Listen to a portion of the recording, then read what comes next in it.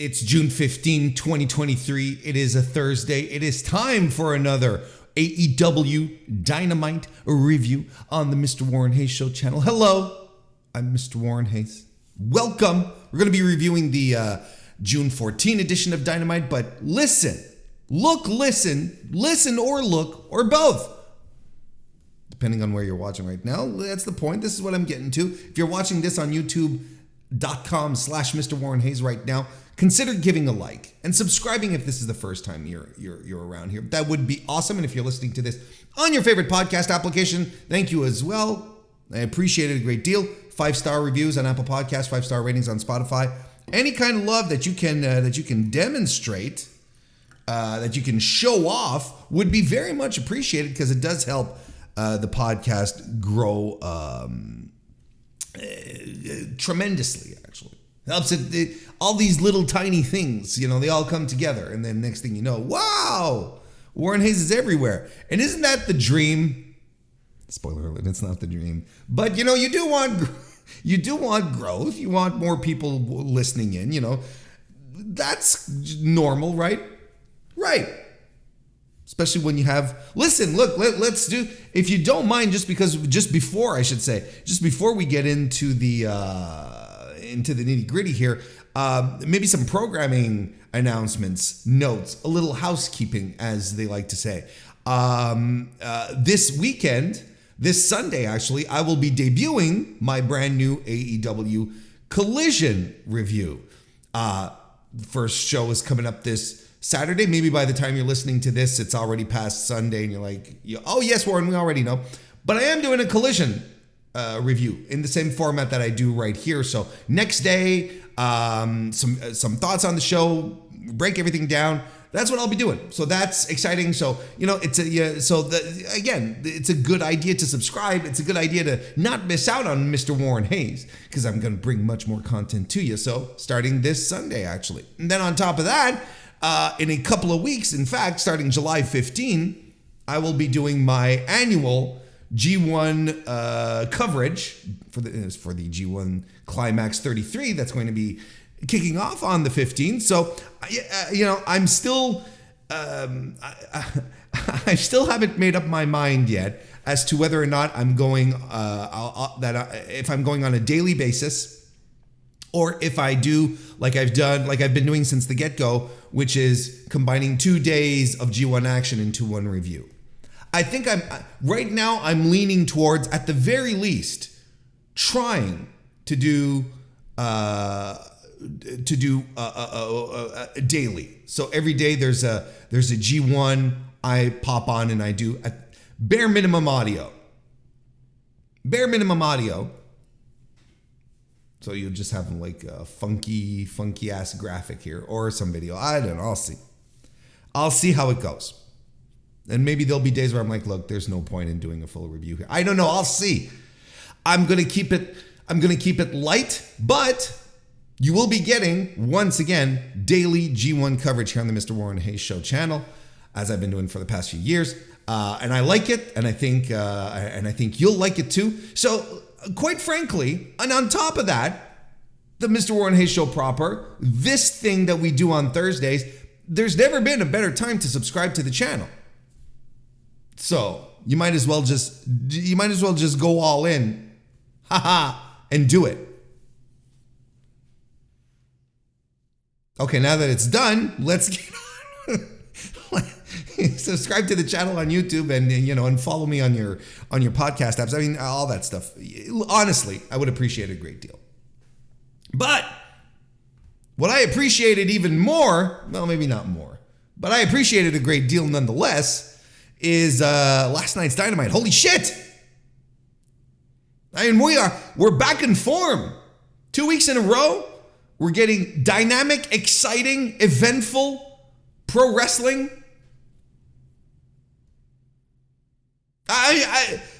All-timer. Don't kid yourselves. June 15, 2023, it's one of these all-timer Dynamites. This is one that we're gonna remember. This is one that we'll be talking about in the history books, because there's a lot of shit that happened, and that's fun. I like watching wrestling shows where a lot of shit happens. Don't you? Don't you? Isn't it nice when things feel dynamic and organic and things are just like happening and you're like, and the chaos and the excitement? Don't you like popping out of your seat? I do. I do. And listen, I want to preface this very quickly, or as quickly as MrWarrenHayes can manage. I want to preface this very simply by inviting everyone very sincerely to get the hell off of Twitter. Get the hell off of Twitter. Find yourselves some communities, wrestling discussion communities that you feel resemble your tastes, and never mind what the weirdos on Twitter, the weirdos, the randos, have to say in regards to what happened last night. Because I was not lost. I did not lose it. I did not skip a beat. And the conclusion did not bother me. The ending to Dynamite did not create this issue with me. I'm like, there's too many things happening, so on and so forth. I saw people say it was overbooked. Anyone who says last night's ending, conclusion, wrap up to Dynamite was quote unquote overbooked is not using that term in the right context. Everything that happened after was a post-match angle. That was fine. The match was not overbooked. The finish was not overbooked. Nothing was overbooked. There was just a lot of shit happening.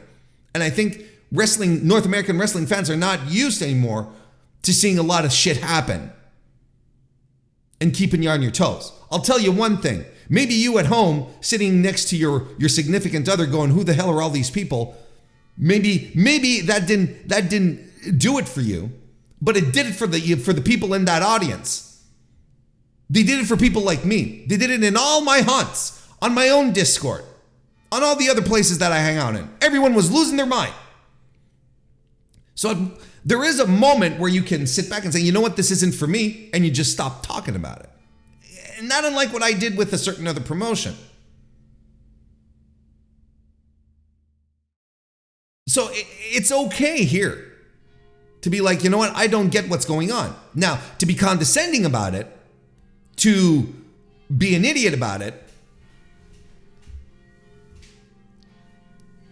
to believe that this only draws for hardcores, and this is another situation that we have to stop talking about, that this situation only draws hardcores, that it's only for the hardcore fan. I can't believe we're having this discussion again when this quote-unquote hardcore show filled out a hockey arena in Toronto this year. It's another sellout. They did it last year, was a sellout, and we were told it's a show for hardcores, no one's going to watch this, and it was one of the most successful pay-per-views that AEW put on last year, both financially at the gate and in pay-per-view buys. And we are staring down this exact same barrel this year. The exact same barrel. Show is sold out. It's probably going to do wonderful business, pay-per-view wise, most likely. And yet we still have people going, I don't know who these people are. This does not appeal to the general public. And you know what? It's okay if it doesn't appeal to the general public. This is also something that we have to sort of coalesce around. That it's okay if it doesn't all 100% appeal to the general public. You can do things for your fan base, for the hardcores. It's all right. It's okay for you as a wrestling fan to be catered to directly, as opposed to catering to people who, the mythical straw man casual fan. Right? And it's crazy because a lot of the people who are complaining, who say that this is for hardcores, this is only for people, who are really into this shit. A lot of the people who are pulling out these arguments are the same people who got really, really excited and were glued to their screens looking for QR codes and then pulling up their phones and, doing the little puzzles and trying to piece things together. And if you're going to tell me that that's not hardcore behavior, I don't know what to tell you.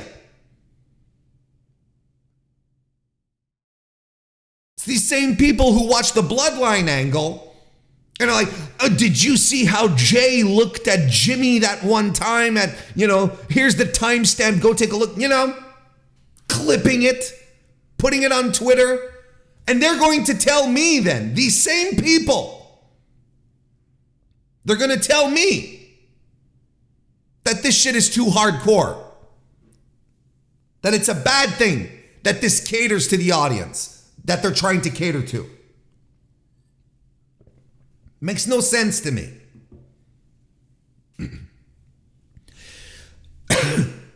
Excuse me. There's a lot of people who do this out of bad faith. A lot of people. Not everyone, but there's a lot of people who do this purely out of bad faith, and you have to stop giving air to them. Now, why? And how, I should say, how do you stop giving air to them? Get the hell off of Twitter. I have been off of Twitter for a while now. Couldn't be happier. I still get my news. I still have people to discuss with because there's other communities out there. Such as the Mr. Warren Hayes Show Discord. Link is in the description. Come join us. And we don't only talk about wrestling there either. But that's the idea. That's what a community is about. You come in, you sit around, and you talk about stuff. We don't always agree. That's all right. But at least you will find like-minded people. That's what it's about. You go off on Twitter, you're talking about how exciting, you thought last night's episode was, and then you have a bunch of randos suddenly quote tweeting, nerd. It's like, what's the point of this? What is the point? And then we feel we have to talk about it because it's this thing, but no, it is a subset of Twitter. It is a bunch of people, who also don't even watch the show. Still convinced about that a lot of these bad faith arguments come from people who don't watch the show. They just see clips. They see things popping up on the internet, on Twitter. And they react to that as opposed to watching the show. Because I cannot wrap my head around anyone who has been watching AEW over the past just couple of weeks, not months, not years, just the past 2-3 weeks. I cannot imagine anyone going, why was Will Ospreay there? And I don't have to break it down to anyone who's watched Dynamite as to why Will Ospreay was there. And it's not even because they were doing subtle little things. All you had to do was pay attention. And none of that shit. They were ham-fisting this. They were doing pre-tapes. They were doing video packages to explain the Ospreay Omega feud. And yet, nonetheless, you get weirdos. Why was Will Ospreay there? What is the point of this match? We don't understand. These people don't watch the show. These are bad faith. And we have to cut this shit out. We really have to stop. It's fucking nonsense.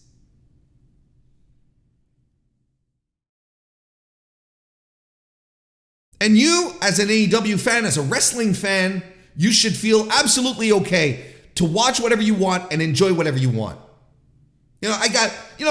Recently, someone popped up on a review and said, says he likes wrestling but doesn't review WWE. I don't review WWE because I don't like WWE. What would you like me to do? Sit here for an hour every week like I do with Dynamite and shit on something that I absolutely do not like? Do you want me to do a weekly NXT recap where all I do is tell you how it's, the worst wrestling show on cable television and how people stink and how they're not pushing the right people and how all of it is nonsense and how the production is awful? Do you want me to get into rants about the Performance Center? I can do that, but it's going to sap me emotionally because I don't want to watch things that I don't like. And I don't want to talk about things I don't like necessarily. Not all the time, not on a weekly basis, not week after week after week. I've done that in the past.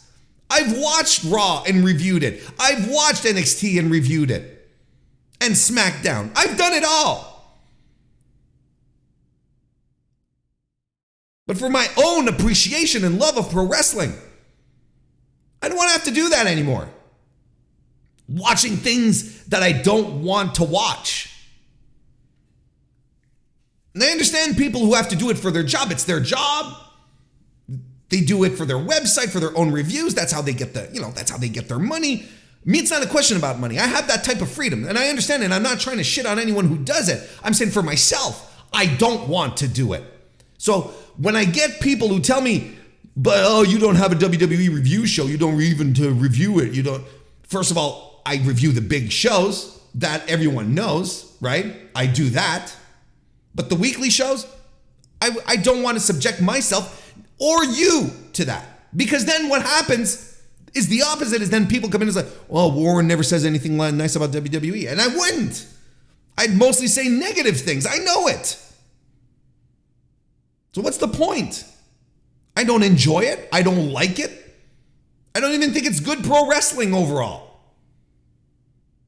We get those shining moments on the big shows, on the PLEs. And I'll continue to do that because there's always something, most of the time there's something good to glean out of all of this on the PLEs. But on the weekly stuff, I have no interest. No interest at all.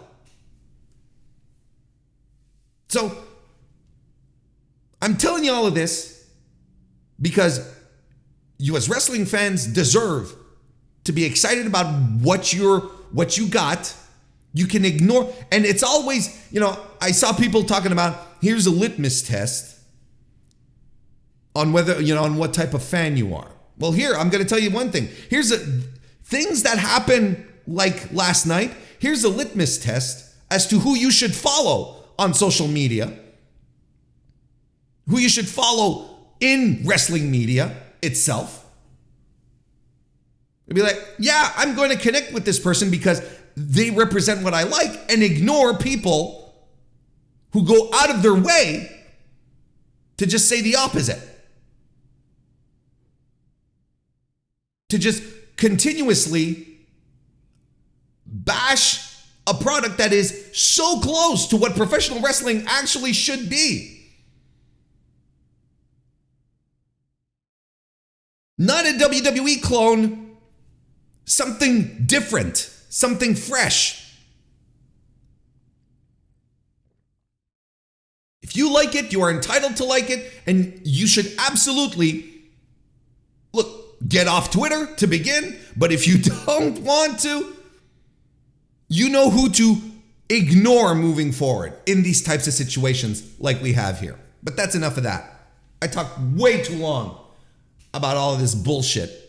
Let's get into the show itself, because the show is much more interesting than whatever weirdos out there are saying about it. Show started off with the world title eliminator match. MJF champion versus Adam Cole went to a time limit draw. They kicked this off here, and I'm in the Discord and I say, Adam Cole is losing this match. If they're starting off with it.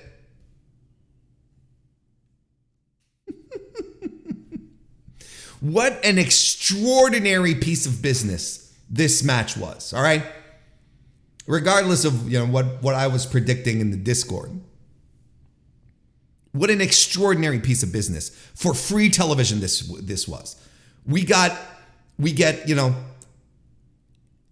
everything that we love about a good, exciting pro wrestling match. The crowd was so friggin' hot for this. I'm sorry to say, to anyone who was, who immediately jumped on the Adam Cole is washed wagon because of a couple of weeks of, subpar performances by Adam Cole. I'm sorry to say that the Adam Cole babyface project is working.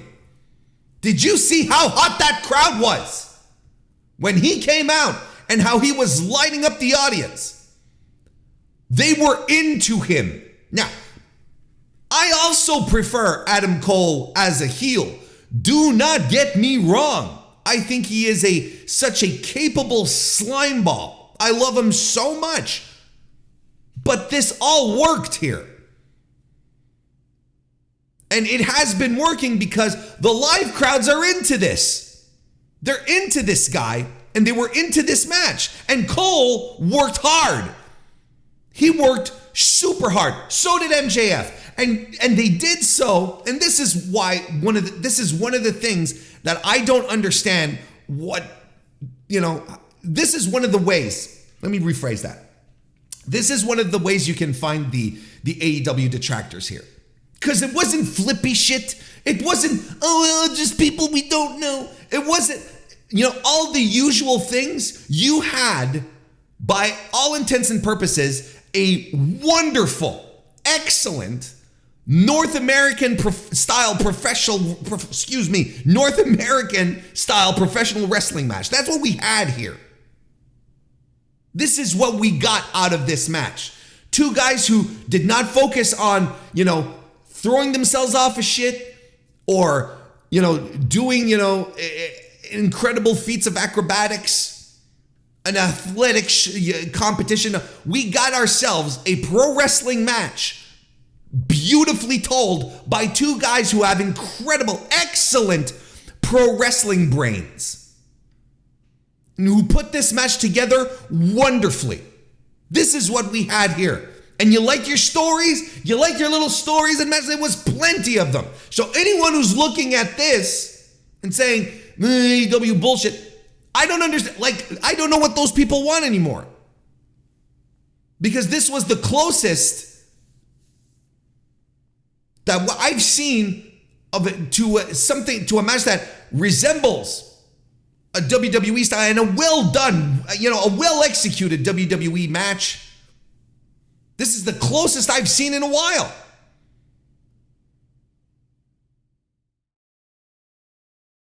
It's not that we didn't get great spots. We got the fucking we got the fucking mind-blowing spots throughout this excellent story that just built on energy and anticipation. This crowd and myself, I was on the edge of my seat. This crowd was up on their feet for the majority of the second half of this match. MJF in this match, he's smart. He's trying to destroy Cole's hand and arm. And then the turning point of this match, MJF lands a heat seeker. And then Bryce checks on Cole, and everyone is no one is saying the word concussion out loud. Because they're not leaning into it. They're not like, oh no. But we all know. We're all looking at this and they're like, shit, he just dropped him on his head. I hope he's okay. And then Bryce is coming in close to check on him. The camera sort of cuts away, but not entirely. I have a reasonable amount of doubt as I'm watching this. I'm like, fuck. They're either doing a really good job or Cole is injured. And I don't know what to think right now. But the fact that they started cutting back to Cole, I was like, okay, I think he's all right. Then we have the setup for the big spot where MJF does a huge elbow drop off the top rope through the timekeeper's table on Adam Cole on the floor. A beautifully executed spot too. That was perfect. They did the replay and it was perfect. Perfect move by MJF. And they're doing it and they're leaning into Adam Cole a little harder here. He's got Doc Samson talking with him. And they're talking to each other in the ring. They're going like this, they're going covering their mouths. And I'm like, shit, is something wrong? But then you realize it's not a question of there being something wrong. After the match, you realize, oh, they're talking about time. That's what they're doing here. How much time? We got these spots left. They're staying coordinated. It's not, shit, I think Adam Cole is injured.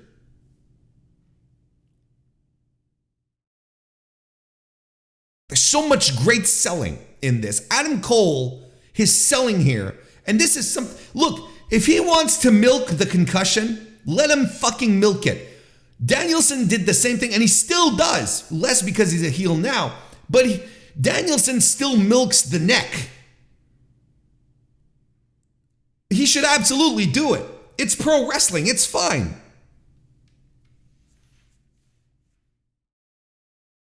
Lots of great anxiety around whether Adam Cole is really hurt or not. But he's fine. He does a Florida Keys on the apron. The straight jacket German. He pulls that out. Then we get a ref bump. MJF sees the opportunity to screw this up. So he goes, he gets the belt, And he does the lie, cheat, and steal spot where he tosses the belt to Cole. He lies back on his back. The referee gets back up. It was a pretty savage bump, apparently, because Bryce gets back up, but then collapses again, which sort of throws a monkey wrench into MJF's plan. Everyone reacts to it. Nice little wrinkle there where Adam Cole is there standing holding the belt with a grin on his face. And MJF goes, oh shit, I'm fucked. And Adam Cole pelts him with the belt. And why wouldn't he? Because it is the kind of thing Adam Cole would do. Even though he's a babyface, it all makes sense. This ain't Jungle Boy here with a crisis of conscience. This is Adam Cole. He clobbers MJF with the belt, lands the boom, covers him. Bryce ekes his way over and does a super slow count, which gives more than enough time for MJF to kick out of it. Crowd is up on their feet. Then there's a low blow. Bryce knows something's up. He didn't quite see it, but he knows something's up. He's checking on Adam Cole while MJF pulls out the Dynamite Diamond ring. Heads back over to slug Adam Cole with it, but Bryce interrupts him. We're getting smart refs. Now, I know there's going to be weirdos out there saying Bryce Remsburg steals all the heat. It's a meme in the Discord on top of that, because I love Bryce Remsburg. It's not even a real thing. And you can say, Bryce, there he goes, stealing all the heat again. Oh, the referees are taking too much spot. Again, we've been doing this for so long in this format that has been established by one singular company. Why don't we try something new? Like, for instance, super smart refs who finally understand, because they fucking watch tape. They're like, you know what, this MJF bastard? This is probably what he's going to do. And Bryce, not being a dummy, fully expects it and interrupts the punch. No heat stealing. Crowd reacted crazy for this. I even was like, nothing but great wrinkles in this match to expectations, to things that you think are going to happen, but it's something else that happens instead. I thought this ruled. Cole then lands the Panama Sunrise, lands another boom, covers 1, 2, but the bell rings beforehand. Everyone is sort of like, wait, what the hell happened? It's the time limit draw. We get to the time limit draw. Cole asks for 5 more minutes, to a huge reaction from the crowd. And of course, MJF says, no, you had 30 minutes, pal, and you couldn't get it done. I'm out of here. I'm getting to the pay window. I've got dinner reservations. Good for him. I don't know what else you want out of this match. I don't know. Where's the story? Nothing. Dripping with story. Dripping with intrigue. Dripping with drama. The only thing that was missing was a 2-minute in-ring monologue, and I guess that's all that would have been needed for people to get all in on this. This ruled. The match itself was fantastic. This is going to be one that you're going to remember. What a great TV match. And the time limit, I know there's arguments. It seems like it's a 30 minutes. I'll tell you one thing. Cage Match has listed it at 30 minutes. Cage Match does the stopwatch thing.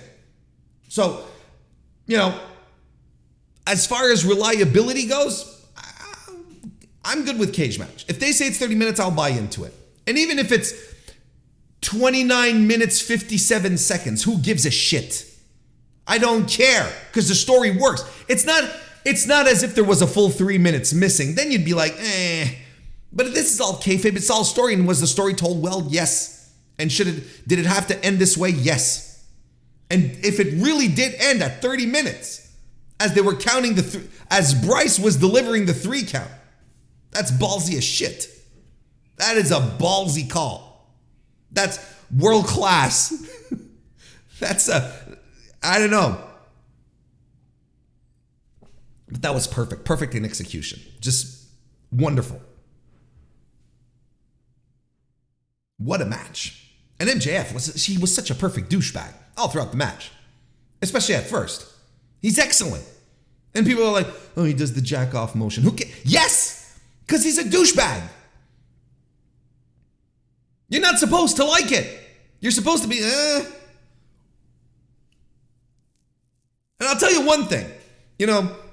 July's coming up and there's going to be a lot of half-year lists. A lot of people have already started not realizing that June is still part of the first 6 months of the year. June 1st is not the halfway mark of the year, So we're going to get to July and people are going to, a lot of people right now, let's put it that way. A lot of people right now are putting out their lists, their half-year lists, halfway. We have to make a case for MJF's output. Maybe he's not the guy who wrestles the most, but his output in 23 so far has been remarkable. For a guy, who hates the work rate, doesn't care about 5 stars, which is what he says, he's been delivering and over-delivering in matches.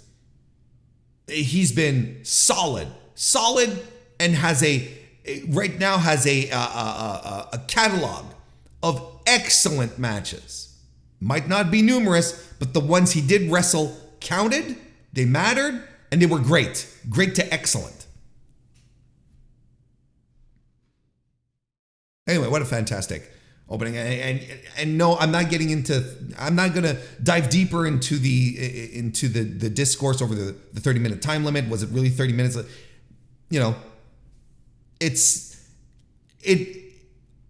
By the time, presentations were done to the bell, it is a 30-minute gap. Was it a precise 30 minutes? I don't know. Who cares? Otherwise, let's start timing Royal Rumble entrance, right? Let's start, because we all know that's kayfabe too. They've been better to sticking to the time limits between entrance. They've been better at it over the past couple of years, but I mean, this was a laughable joke for many, many years. It was like, no, 2 minutes between each entrant. There were years I was like, no, this was 30 seconds. What are we doing here?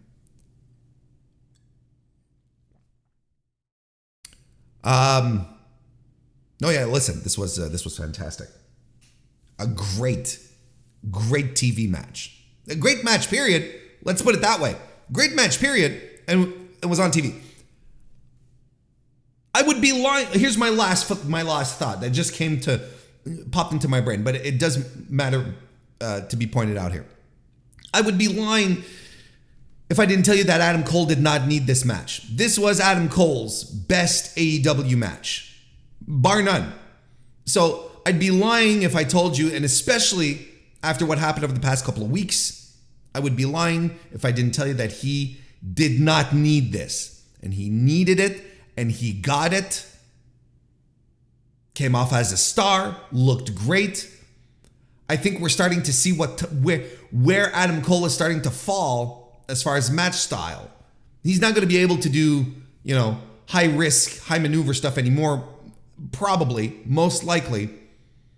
But if he can focus on his strengths here, which is storytelling, which is pulling out the big move at the right time. Because not everything was perfect in this match as far as he goes. Look, most of it was excellent, but at some point he slaps on an ankle lock, and I was like, wow, that's a weak ass ankle lock, Adam. Like, there's things where I'm like, what's going on here? But in the scheme of this match, got nothing to complain about. Absolutely nothing to complain about. So hopefully this is momentum that will continue to carry him, because he really did need this. All right, there's other stuff that happened on the show. We go to commercial. When we come back, we get a pre-tape for CM Punk's return to Collision. Well, his return on Saturday to AEW on the debut Collision. They actually did a pre-tape, which I am glad they did. This is something they should have been doing for weeks. I think Toni is realizing that the drip feed formula for Collision did not work. People didn't quite know what to expect, and it has been harmful to ticket sales. We're not going to rehash that. I talked about it again on Tuesday this week on the podcast, so you can check that out if you want. But this is something that should have been happening for weeks. And the big question was, will CM Punk cut a promo? And the answer is obviously yes here. He said it himself. I've got things I need to get off my chest. I'm excited for it. I can't lie to you. I am excited to see how this first collision goes down with our boy here. And he said in his pre-tape, he said the only thing that's certain about CM Punk right now is that nothing's certain. And I'm like, oh yeah, pal. Oh, we know this. He said, the only thing that's certain about CM Punk right now? No, this is the only thing that's certain about CM Punk, period, is that nothing's certain. This is not new to me. It shouldn't be news to anyone at this point, anywhere, ever. CM Punk is the definition of uncertainty. What will he do next? But we're going to make it to Saturday, right? Right? Guys, gals, non-binary pals. We're just like, we got Thursday, Friday, then we got to go through Saturday. We're in the home stretch. We're going to make it, right? There's not going to be an incident, right? Right? There couldn't possibly be something that's going to happen, right? Right? Renee Paquette is in the ring. She welcomes Sammy Guevara to the ring. Apparently, we're going to keep trying to babyface Sammy here. I think when I think about trying to get over Sammy as a babyface, I cannot help but think of the Mean Girls thing about stop trying to make fetch happen. Sammy comes out and he has a very mixed reaction, and I would say majority boos here. He says they're having a baby girl, which is great, of course. Congratulated the couple. So congratulations, Sammy and friend of the Mr. Warren Hayes Show Discord, Ty Conchi, Ty Mello. We appreciate you both, and congratulations on your upcoming parenthood. And Sammy goes back to start, and he starts talking about Double or Nothing when most of us just want to put all of that behind us. And he says that now he has difficult decisions to make in regards to his professional career. Darby comes out to share some promo time. I thought we were done with the pillars cutting promos. I think, hadn't we learned our lesson? Who is out here saying that Sammy Guevara is a great promo? And Darby is better when he doesn't talk. Not that he's a bad promo. I just think his character is better when he doesn't talk. Anyway, Darby still talks about being disrespected. He talks about Double or Nothing and how Chris Jericho disrespects Sammy Guevara. So that brings Chris Jericho out, and he's mad. He's sour, and he wants to cut the music. Oh no, people can't sing Judas. What a heel. He gets into Guevara's face, and they trade very passive-aggressive barbs at each other. Hey, why didn't you call me? Why didn't you call me? They're teasing a split, right? But Jericho sets up a match with Le Sex Gods next week against Darby. And no one, he says, you got no one? Who you got? No one? Darby's like, no, I've got someone. And Sting comes out, shares a ring with Chris Jericho, which is cool. Because indeed, like Excalibur said, and this has been verified and triple verified, Chris Jericho and Sting have never shared a ring. Ever. Even checked, even have confirmation, not even in a World War III WCW thing. Yeah, sure, in WCW, Sting and Chris Jericho were on different lanes.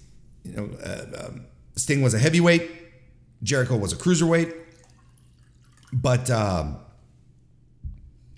not even in a World War III environment, nothing. Never happened. So that's pretty cool. They have a bat off. They swing each other's bats at each other's bats. It's sounding kind of weird now. Look, do you want to know what I think they should do here? Because I'm Sammy Guevara is a guy who should be a heel. I will not I'm having trouble budging on that position. He should be a heel. Because I think he's a natural heel. I think naturally people want to boo him. But if you're going to try the babyface thing, I think they have something interesting here. This is what I think they should do. They should have Jericho turn on him, but not just turn on him, beat the living shit out of him. Him and the Jericho Appreciation Society, if need be. Send him off on a stretcher. Hit the bricks, pal. So he can take time off with his new family. Have Sammy go away, getting the tar beat out of him by Chris Jericho, then maybe eventually have him come back for revenge on Chris Jericho. And I think that's a good babyface story to say. And if it's done properly, it might do what needs to be done. And hey, at the same time, it'll get some heat for Chris Jericho, who keeps losing his matches because he's always putting people over. Might be a good way for him to regain some good old-fashioned heel heat by destroying like his friend, the protege. You know, I think that'd be great. Will it work? That's a whole other thing. We cut to a pre-tape of Sonata, IWGP World Heavyweight Champion. He's on my AEW and he issues an open challenge for Forbidden Door 2.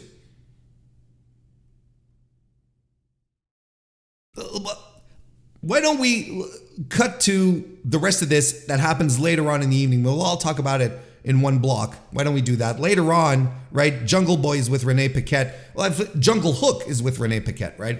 And Jungle Boy, he's pumping up himself and Hook, you know, and said, it's summer. It's the summer of Jungle Hook, right? We're going to be great together. It's going to be awesome. But he says, we got our beautiful man Hook here with the belt, and I feel kind of nude without it. So he accepts Sonata's open challenge, and he says, he asks Hook, says, you're not just my tag team partner, you're my best friend. I'd like you to be in my corner for Forbidden Door.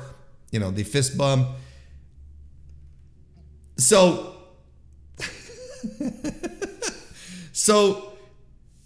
we're getting the battle of we're getting a very interesting fight between two guys, Sonata and Jungle Boy, who are both, in the minds of multiple fans, top guys, main eventers, champions, world champions, but who in practice have a little difficulty getting that aura of being the guy, right? I'm still very much on the fence in regards to Sonata. Even, I was talking about my G1 blocks earlier this week. I said, I'm starting to lose faith in this Sonata experiment. I'm not sure this is working out. I'm not sure he's the guy. You get him in the ring with Hiromu, people cheer for Hiromu. Get him in the ring with Yota Tsuji, people cheer for Yota Tsuji. They're not cheering for your top guy.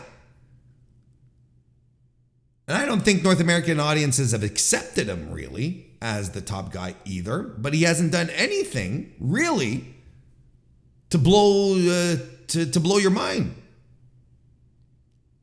And I think there's a lot of parallels you can draw with Jungle Boy, where a lot of people say, oh, he's the future, he's a future world champion. And there's a bunch of people who detract from that idea.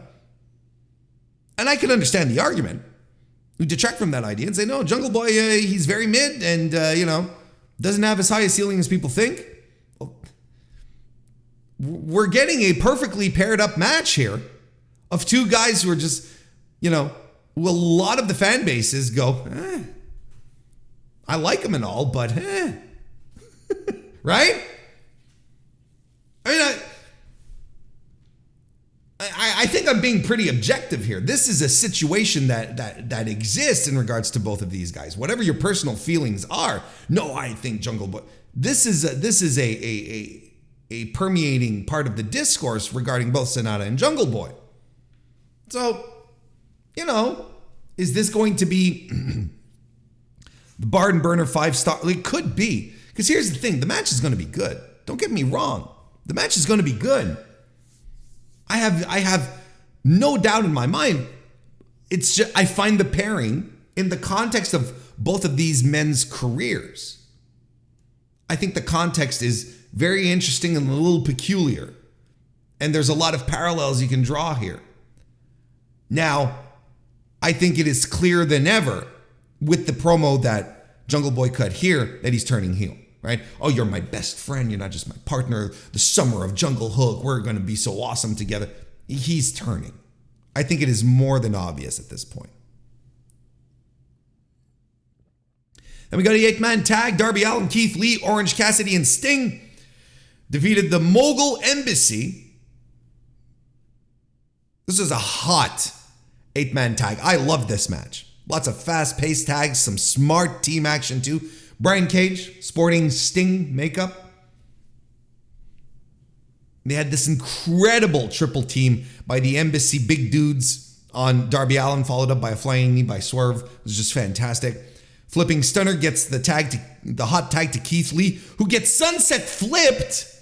You're sunset flipping Keith Lee. Now, he didn't stick his landing. I think he was supposed to land on his feet, which would have made the thing even more impressive. But just the idea of him doing a sunset flip or getting sunset flipped, that's bananas, folks. Everyone gets their shit in this match. This was a lot of fun. Fast-paced and awesome until Sting gets in, cleans house, gets a little assistance by Orange Cassidy to land the Scorpion Death Drop for the win.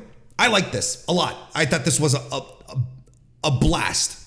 And if low-key right now, and Brian Cage got the pin, right? Which is probably why he got the makeup on. I think I wouldn't be surprised if Brian Cage lobbied to get the pin, to get pinned by Sting. I think that was meaningful to him, and I wouldn't be surprised. I think a lot of what's happening with the Embassy over the past few weeks, or a couple of weeks, is how Toa, Liona, and Bishop Kaun are just having this realization. The AEW fan base is having this realization regarding these two guys that these guys are fucking amazing. I think Toa Liona is a hidden gem on this roster, and is a guy that, you know, if Toni wanted to lean into and give him some shine, some push, he would deliver and probably over deliver. But as it stands right now, I think what do they call themselves? Not the Archers of Pain, not the Authors of Pain. Anyway, I don't remember what their tag team name is. But Kaun and Liona are fantastic. They're absolutely fantastic. And they've been coming across as just this wonderful, destructive tag team. This is all great. And we're continuing the Orange Cassidy story on top of this. It's good stuff. Renee Paquette is backstage with the Guns, and I don't really care. And they say they don't know what Renee is talking about when she asks what their affiliation with Bullet Club Gold is. But they're here to challenge the Hardy Boys for next week, and I could not care less. I am not excited at the prospect of the Guns versus the Hardys. Couldn't get me less excited, pals. And we get the AEW TNT title match. Wardlow defeated Jake Hager. Wardlow comes out. Hager attacks him while he's still at the top of the ramp, which I think was great. Smart thinking by Hager. This was a quick and effective match for Wardlow to get a win over another big guy like Hager. Hager gets thrown around quite a bit. And Hager, look, I can't fault him. He did what needed to be done here. Made Wardlow look like $1 million. Hager looks like, you know, with his long, gangly arms, and he looks like a giant, right? So, you know, to have Wardlow throw him around. Jericho Appreciation Society come out to distract, but they get thrown back by Arn Anderson and Brock Anderson, who's coming in to get some revenge over the attack from last week. So they all fight to the back. Powerbomb Symphony gets the win for Wardlow. This was fine. Entertaining. Crowd was into it. This is good. After the match, though, Christian Cage pops up on the Titantron and Tonytron, excuse me, And he cuts a promo once the audio settles in. Jesus Christ. Like, what is it with AEW and their audio issues, though? If we're being completely honest with each other. Like, we're into, you know, I make a joke of it, you know, that the greatest feud in professional on the independent circuit is indie promotions versus, you know, their audio feeds. Is this what's happening here? Are we going into, you know, are we going into GCW territory here? Anyway. Christian Cage finally cuts the promo on the Tony Tron, you know, basically saying, you know, they're going to set up a match here. We accept the challenge for, and that's what we're getting at Collision, right? We're getting Wardlow versus Luchasaurus. He says, what's going to happen when your new daddy isn't around to help? And they punked out Arn Anderson, who was bleeding from the head. So that's the thing that happened.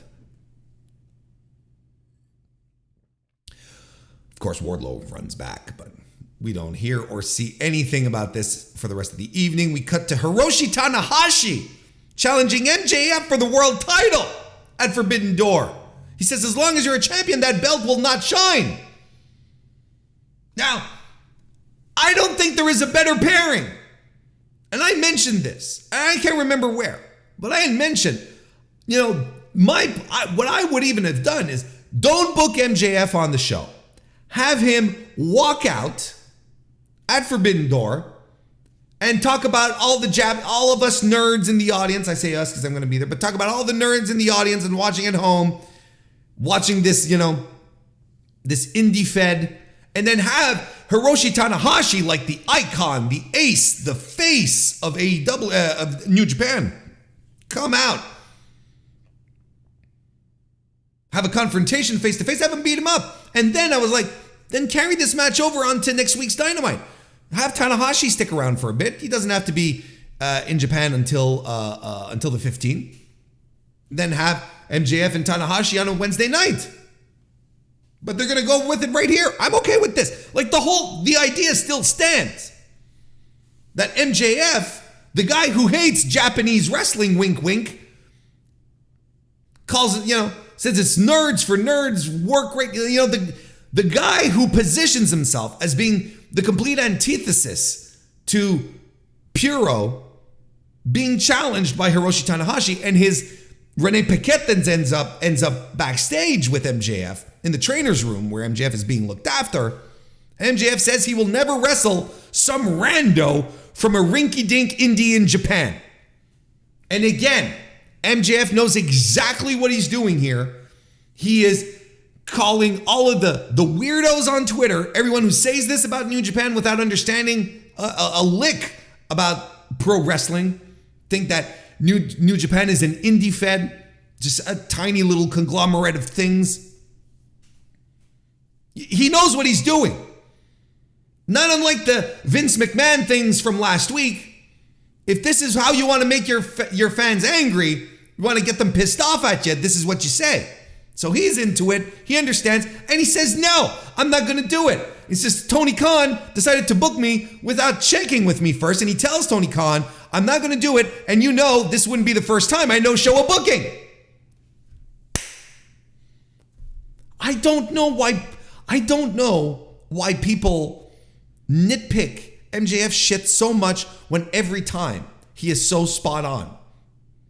There are times that he is greater, but he is never bad. He is never bad, and he always gets it. He understands. There is no more student of the game than Maxwell Jacob Friedman in both how he carries himself outside the ring, how he designs his matches inside the ring.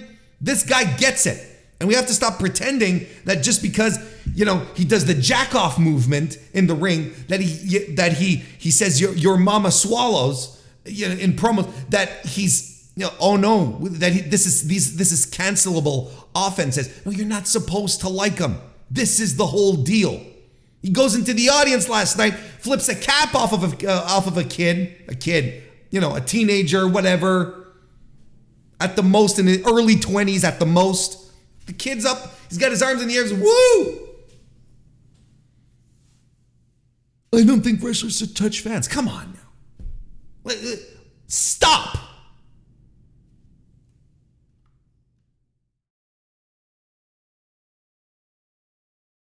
Orange Cassidy is backstage with Renee. Jesus, Renee was all over the place, right?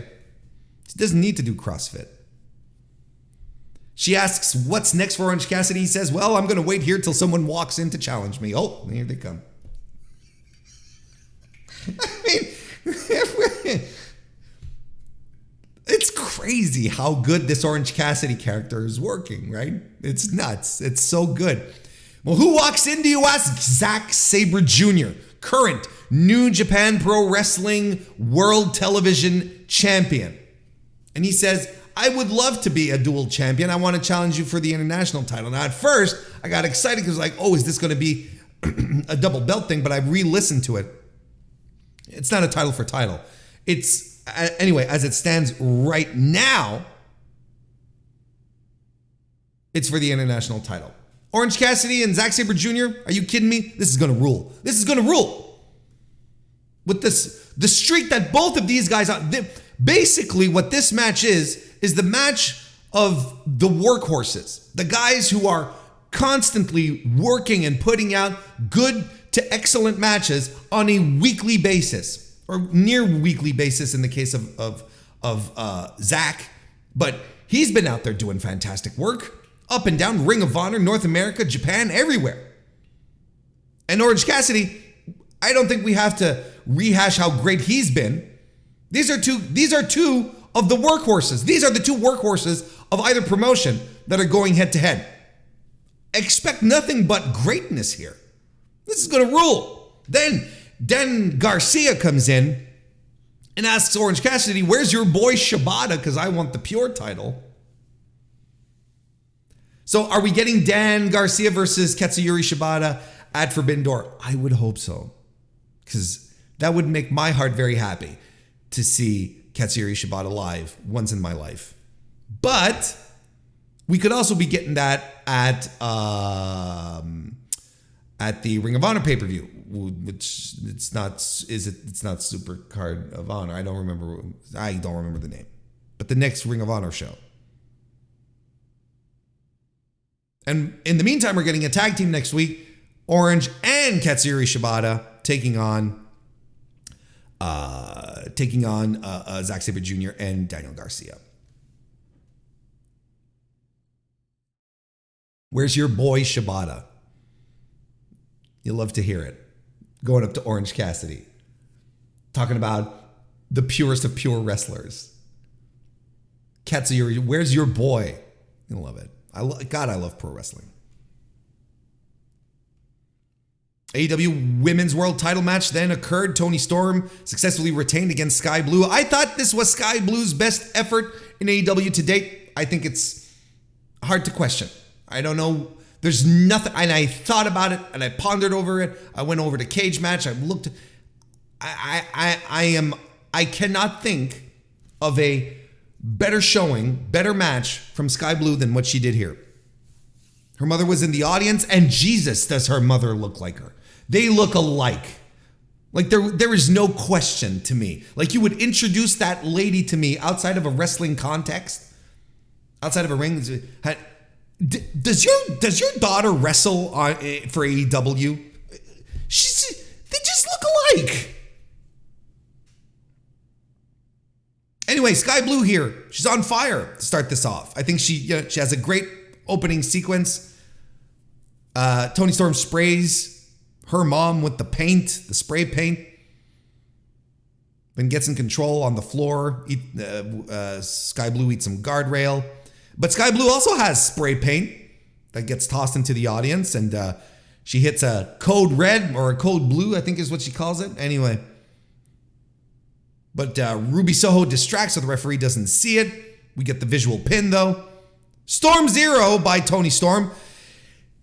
And Skye Blue kicks out. So what does Toni Storm do? Well, she locks in the cloverleaf. And Blue taps out. I enjoyed this. Fun little match. Fun little match. After the match, the Outcasts continue beating up on Skye Blue. So Willow Nightingale comes out for the save. I don't know what this is setting up exactly. I think we've got a tag team match, I believe, set up for Collision, I believe. Don't quote me on this. But yeah, sure, let's do it. And Willow deserves more airtime. Everyone fucking loves Willow Nightingale. We get a pre-tape for Collision with the the Bullet Club Gold and FTR hyping up their trios match, their main event for this Saturday. God, I'm so, and then we get a whole bunch of people being announced for the match. Miro's going to be there. Andrade versus Buddy Murphy, which actually should be a lot of fun because those guys are pals. They really like each other. So Andrade's getting his match back. There's a lot of the malcontents that are showing back up, is what I'm trying to say.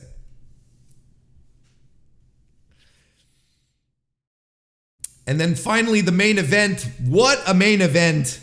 The Elite. What am I saying? They may not have said the Hung Bucks on television, but you know and I know that those were the Hung Bucks. Hangman Adam Page, and the Jacksons defeating the Blackpool Combat Club trio of Claudio, Castagnoli, John Moxley, and Wheeler Yuta. Danielson is out for commentary. Another awesome main event. And it ruled. The Hung Bucks are out in full force with the Bucks. God, the Bucks look dorky, but so intentionally dorky with their... I love it. But you see, then Hangman Page, friends, he's the man. So as the Bucks are coming down and they're being, their cocky weirdo selves, Page hits the ring, and who does he step up to? He steps right up to Mox, and he's ready to go. Page is the man. And he's right into Mox's face, and he's just so full of star power and presence. And it's crazy. It's crazy how much this guy has grown into this role. Let's not forget, he was one of the original challengers. Well, he was in the original finals for the AEW World Title, right? To crown the first champion. You were like, there's something there, but it's missing. And look how much he's grown into this role, into being a top guy. This is a top guy for the company. This is an ace. This is a guy you can absolutely put everything you want behind. Everyone in this match gets some real exciting shit in. I loved the suspended/assisted shooting star press from Hangman off the apron onto Utes. Nick Jackson doing all sorts of great stuff. And the incredible hot tag that Adam Page got. It was essentially a cardio workout. He's running all over the place, knocking dudes down, landing dives. BCC have a great heat segment on top of all of this as well. Don't get me wrong. Everyone is great here. BTE triggered a buckshot lariat for the win on Wheeler Yuta. You see Danielson rubbing his face. Ugh. The match was great, but listen, the story here. I started talking about it at the top of the show, but we all know what the story is from this point moving forward. The story here, of course, is the story here, of course, has everything to do with everything that happened afterwards. So the BCC start beating down on the Hung Bucks. Eddie Kingston's music hits. But you don't work here anymore, Eddie.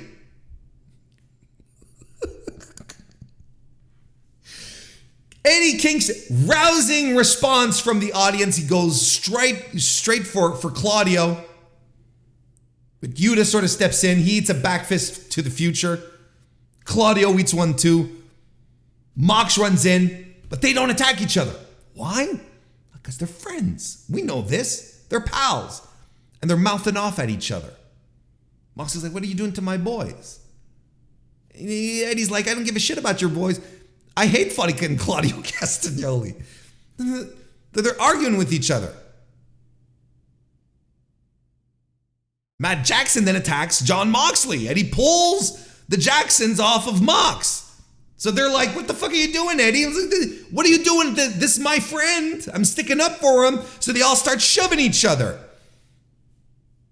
Takeshita then runs in to attack Kingston. That gets a big reaction from the crowd, and they're laying into each other.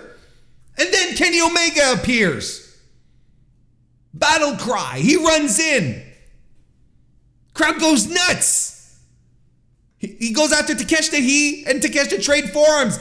This is going to be a hot, steaming, blazing hot program, for this company. Konosuke Takeshita and Kenny Omega.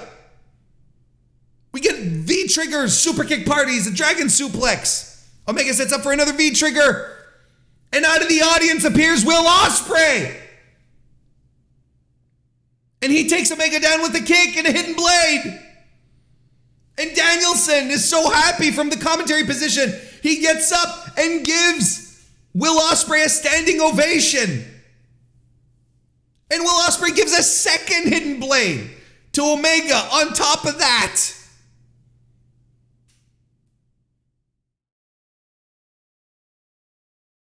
And we're ending in confusion, and everyone's still, Will Ospreay did this.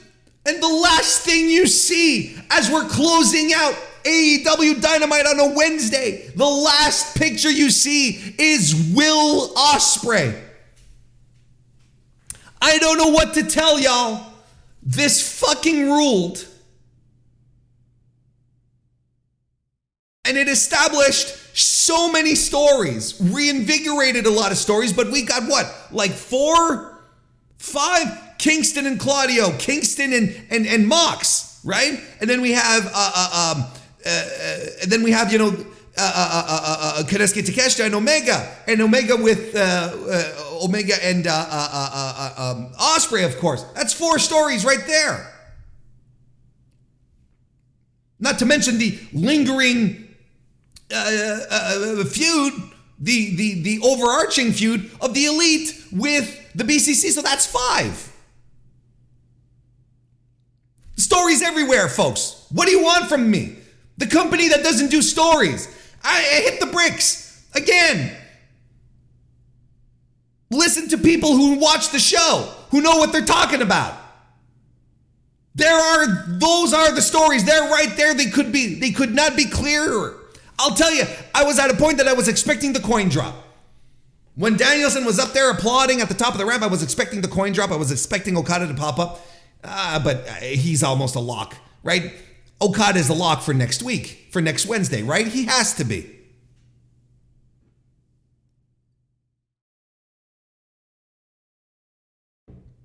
All sorts of matches added to Forbidden Door. It's such a great undercard. It's still propelled by those 2 top matches. Anything else is just gravy at this point. I'm fantastic, chaotic, energetic ending to this show. Stuff happening. I know for 20 years we've been conditioned to say, not too much stuff happening, folks. We got to take it back a little bit. I see this, I'm like, don't do this every week. Make this feel special. So that when you do it, it becomes a signature. This kind of thing could become a signature. Running on top of running on top of running. And if anyone was losing pace here, like, there's too much stuff going on. Like, my God, okay. Jeez, really?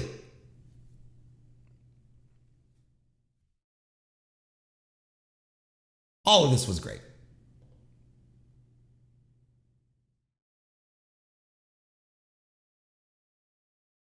I said my piece in regards to what people feel about this, how the show ended. And I implore you, if you enjoyed it, to focus on people who will bring you joy in your enjoyment, who will not make you feel like you're a little strange, that you should go to a fight. Get off Twitter, join communities, listen to people like me. This ruled. And I'm excited for this. And you know what this did? Made me excited for next week's Dynamite. Made me excited for Forbidden Door. Just like it should do. And I love being excited for Dynamite. Because that's how I should feel about Dynamite.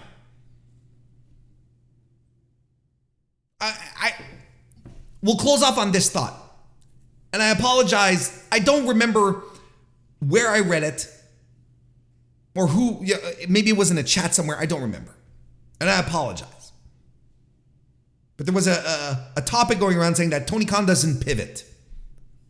Like there was a time, remember, 2019, 2020, he pivoted. He turned everything around. Things weren't going right and he pivoted, right? You remember that? Tony Khan doesn't pivot anymore. He's more a stick to the plan type of guy, which to a degree I am with, but a very minimal piece of that pie, a very slim slice. Because I think he does pivot. I think he pivoted right here.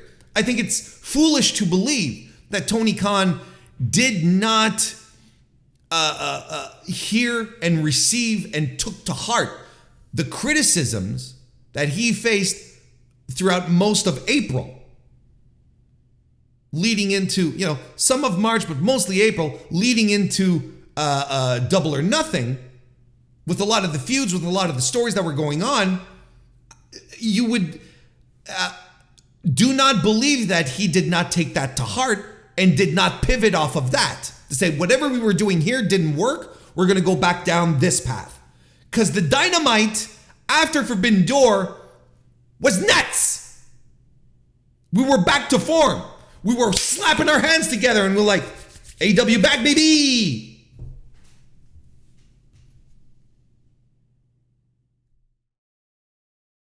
So don't think he didn't pivot, because I can feel the pivot. I can feel us going back to the strengths of Dynamite as opposed to whatever they were doing with the 4 pillars, whatever they were doing with a bunch of stories that were being set up on the show. We're going back to what makes Dynamite good. Great matches, great promos, maybe not here top to bottom, and shit happening. Compelling, interesting stuff that advances stories, doesn't leave things lingering for weeks. All this worked.